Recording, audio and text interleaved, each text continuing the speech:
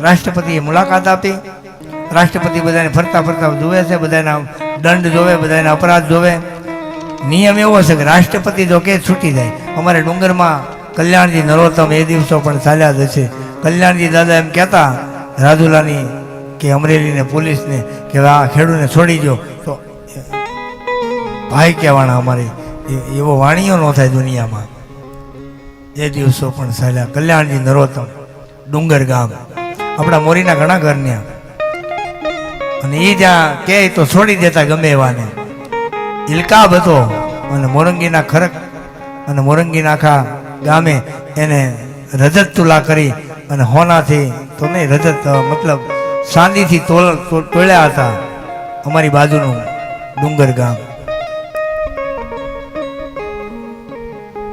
રાજા અને રાજલક્ષ્મીનો માણસ બોલે ને એના શબ્દનું વજન થાય. હા હા હીમાં ન યુધાય. રાષ્ટ્રપતિ આવ્યા, તપાસ કરતા કરતા બધી કોટડી, એક કોટડીમાં એક હતો શું છે, ઓલામને કહેવામાં આવ્યું કે આજે રાષ્ટ્રપતિ આવે છે, તમારા મનની મુરાદ કહેજો. ટકોર તો કરી દીધી જેલરે, સમજ્યા નહીં કોઈ. એક ભાઈ કીધું બોલ, રાષ્ટ્રપતિ કે બોલ હું તને ઘટે અહીંયા. એ કે પણ 4 ભાઈ નથી મળતી દવે એટલી, એક જ આપે. હું 8 દિવસ 1 કલાકમાં 8 પીવું છું કે અને 3 જોડી આપી જો. આપી દીધી, અહીંયા બાકસ આપી દીધું. પછી વળી બીજી કોટડી આવ્યા કે અહીંયા આમ બધી મજા પણ મસરા મારી નાખે છે, પણ ત્યાં બીજાને મારી નાખે એટલે તું અહીંયા આવ્યો છું. જેલમાં ક્યારે આવે, હવે તને મસરા મારી નાખે. એટલે ભાઈ આને પંખાની વ્યવસ્થા કરી જો. જેલમાં હોય નહીં પણ રાષ્ટ્રપતિનું ઉલ્લંઘન ન થાય.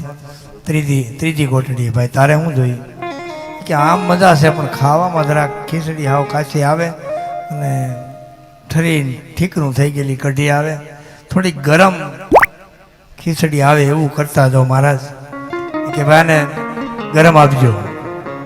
બોલો હારે તો લગતો જાય રાષ્ટ્રપતિનું જે કાંઈ કરવું એ. 5મો જણ આવ્યો, એ ભગત માણા અને લેવા દેવગીનો કોકે સડાવી દીધેલો, કોકના હિસાબે જેલમાં પડેલો.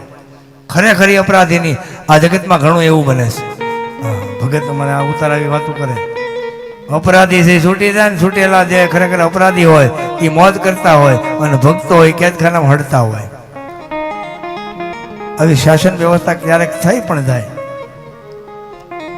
કીધું મહારાજ તમે રાષ્ટ્રપતિ છો? બોલે હા.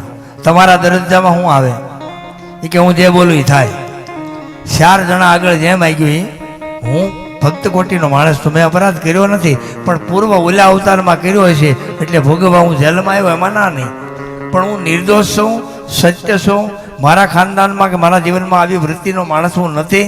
આ ભૂલ મેં નથી કરી, પણ એવા કોઈ લે ભાગ્યા માણસોએ, કૃતજ્ઞ માણસોએ ન કરવાની કરીને મને ફિટ કરી દીધો છે. આમાં હું આ માળાનો પારો નથી, આ ઝોકનો હું નથી. પશુ મને ફિટ લેવા દેવા વગરનો કર્યો છે. આપ જો રાષ્ટ્રપતિ હો અને મને મુક્ત કરતા હોય તો મને 3 મહિના પછી ફાંસીની સજા છે.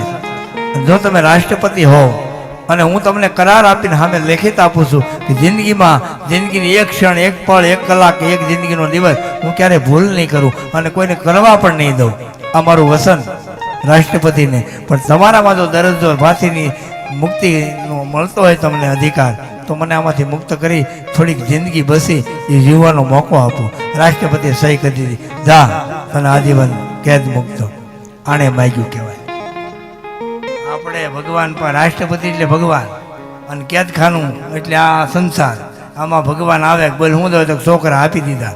બીજી વાર કે તારે હું દવે કે વાડી આપી. ત્રીજી વાર હું દવે ઘોડા, રથ, બગીચા આપી દીધા. 5મો ભગત નીકળ્યો કે હું દવે એ કે તારું ધામ મારે મુક્તિ દવે. આ રમકડા કાંઈ નથી જોતા. આ રાષ્ટ્રપતિને આપણે આમ આપ્યું. એટલે અહીંયા